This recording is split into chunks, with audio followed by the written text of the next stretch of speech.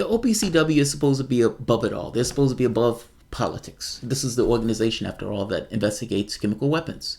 And you can imagine the problem if an organization like that had political objectives or political motives, or was swayed by political objectives and motives, and wasn't necessarily giving you the honest bit that you needed in order to come to a decent appraisal of what was taking place. That would be dramatically problematic.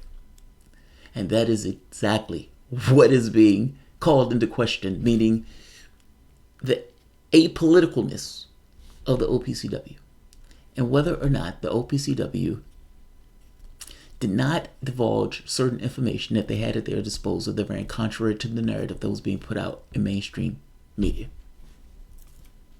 Welcome to the Soapbox.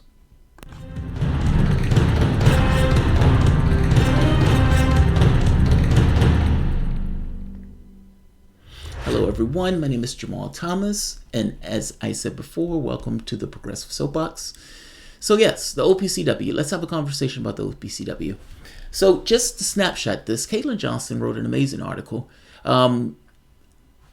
explaining something that took place the other day. I mean, this took place a few days ago, but the legitimacy of it came, I would say, either yesterday or today. Back in 2018, if you remember, Trump says he's taking the troops out, and almost like clockwork, there was a chemical weapons strike. Now, at this point, Trump is almost compelled to do strikes, and his agency was kind of removed from the process. Now, me, this channel, and people similar to me looked at this and said, well, wait a minute, this looks dicey. A, there's been no investigation. B, if you're right, even if you are right, even if everything that you say about this process is absolutely right, the United States still has no jurisdiction to just willy-nilly attack other nations, even if they're headed by what we would consider to be bad guys. What artifact in the Constitution allows the president this level of foreign adventurism? Syria didn't attack us. Syria is no threat to us. We are aggressively, openly attacking them. What law allows for this? What law allows for this? That's the first point. The second point is, you didn't even make your case on your own grounds, because this notion of evidence that shows that this was taking place seemed to be suspicious at best. Suspicious at best. When Mattis was asked about this, Mattis said they were still looking for evidence. Tulsi Gabbard grilled him on this. It looked dicey. And yet, in spite of it looking dicey, no investigation, you have air attacks. And no investigation is not completely true. The OPCW was able to get to the grounds on this. And they did an investigation on this, which is kind of where we're here now and why I'm talking about this story. Because there was an aspect of the OPCW's investigation, meaning people who were working under the OPCW that did an investigation that found that certain sites look dubious. We have them for comment. It's a fake. Yes. Those were the inspectors. And he is absolutely right. Some of the sites seem staged, which is what people were saying even back then, that this looks a little dodgy. And dodgy just on the politics by itself. Like, take everything else out. Take out the OPCW investigation. Take out all of the stuff. And just based on blunt incentives of the people involved in the process. You have Western powers that are trying to take down Bashar al-Assad, going so far as to put money and resources and weapons in the hands of terrorists, thick-necked goons, guys who we would never invite to a dinner party, to take down Assad, rapists, terrorists, giving American assistance. This is what we were doing. This is utterly gross, atrocious behavior. Yeah, this is what we're doing. We're paying terrorists to take these guys down. Now, in regards to doing this, Jesus Christ, I lost my train of thought. The United States was paying terrorists to take these guys out of office. Right. Oh, that's right. The politics. It looks dodgy. Taking out everything else and just looking at the politics and incentives of the people involved. The U.S., Western powers, want to get involved in this conflict all the way back to Obama trying to get Bashar al-Assad out of office. But Obama paying terrorists to take him out of office. Like, that's an extreme way to go, but that's exactly what we were doing. Now, in going so far as paying terrorists to take them out of office, this gets a clear impression of what the West wants to accomplish in Syria, Libya, Iraq. What did they say? Ending up in Iran? And we've gone through those nations in the same way that Wesley Clark said we were going to go through those nations. Bashar al-Assad clung to his seat like grim death. He didn't want to leave. And when his government was on the brink of collapse, Russia and Iran bolstered his government, both of which know that they also were going to be part of this attack if this government went down. And Iran, I would imagine, knew they were next. But I guess my point is this. With a government that was now bolstered, with help from the Russian military, Bashar al-Assad went on to resume, I think, maybe 80 to 90% of the territory at the time that we're talking about the strike supposedly taking place. Now, from the politics of this, why on earth would a man who has already taken back all of his territory, has fundamentally won the war, the terrorists at this point are in complete retreat and in disarray, why would he do this? When the West is looking for a red line, any provocation it could get in order to intervene. Why would he do this? Both of your allies, Russia and Iran, would tell you, if they were Bashar al-Assad, they would say, hey, don't do it. In fact, Syria went so far as to give up their weapons. Politically, this makes no sense. Now, the way that they deal with this, people who are pro-regime change, pro-death, pro-murder, they would say, well, look, he's a bad guy. And they would just stop there. There's nothing else behind that sentence. No, he's a bad guy. That's in and of itself enough. It's the bad guy theory. He's such a bad guy that his badness go beyond the political concerns of somebody trying to maintain power in a nation that's being besieged by a superpower. It makes no sense. Part of my opposition to this was because it makes politically zero sense. But the media ran with it. They had their narrative. They ran with it.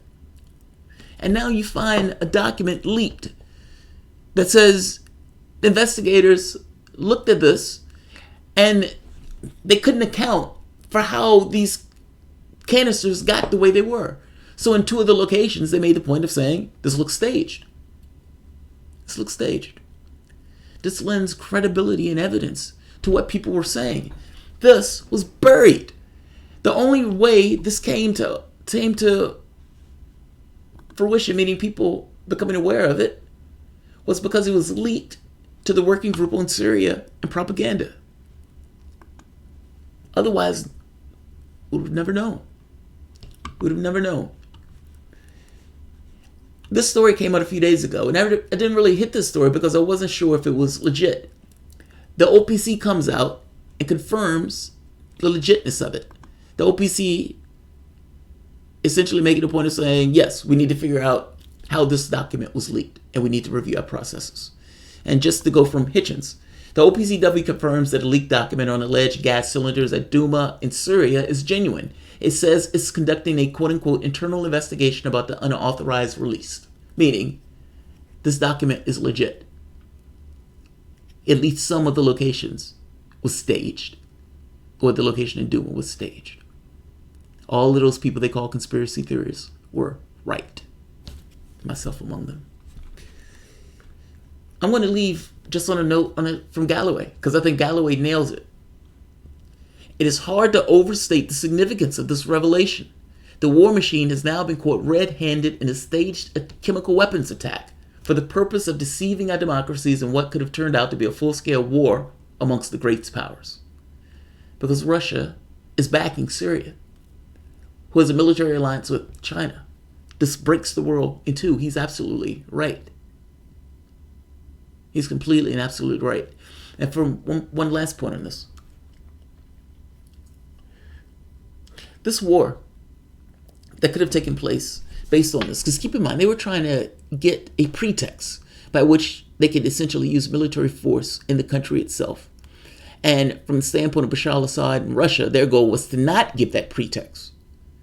But you can't, is what can you do with the terrorists? Now, the New York Times, going all the way back years before this took place, accounted for the fact that the terrorists in that region also had chemical weapons. And there's no reason to believe that the terrorists, who have every incentive in the world to do something like that in order to bring the West in, either real or simulated. The reason I say real or simulated is because the only group in that region of the world that had any impetus, any real incentive to release chemical weapons were the terrorists. They were facing obliteration. Their lives were going to be forfeit. They were going to be bombarded with Russia and Syrian forces, essentially wiped off the face of the earth. Their lives was at stake. Why wouldn't they do that? Why wouldn't they do that? Wouldn't that be the apt thing to do? In fact, wouldn't that be the only thing to do? You need to get Western intervention in order to assist you. You need Western force, military might on your side to help you push back your opponent, because you can't do it by yourself. Chemical weapon strike. The West is not necessarily looking that deeply into it because they want a pretext to get involved anyway. Not to mention you've been working with the West anyway because you guys have been working with the terrorists anyway. So in this case, your incentives align entirely with the West. Why wouldn't they do that?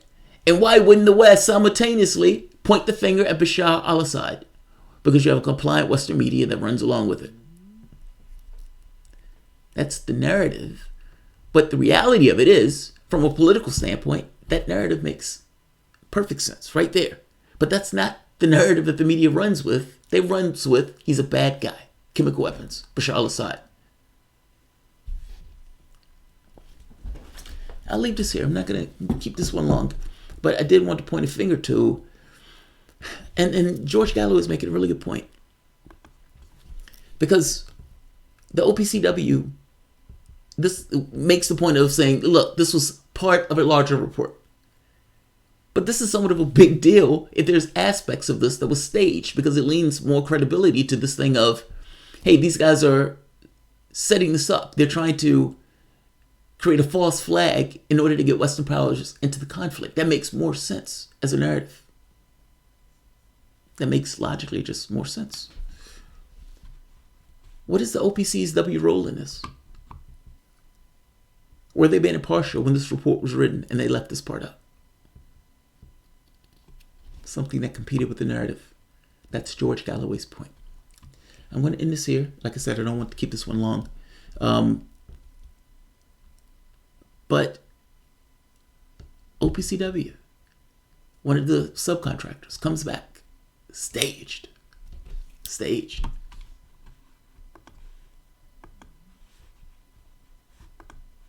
Just when I think you've said the stupidest thing.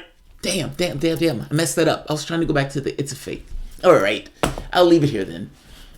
This is a big deal. The OPCW has to be impartial. If the OPCW is not impartial, that is a whole nother can of worms. And so, yeah, they need to comment on this. Let's see.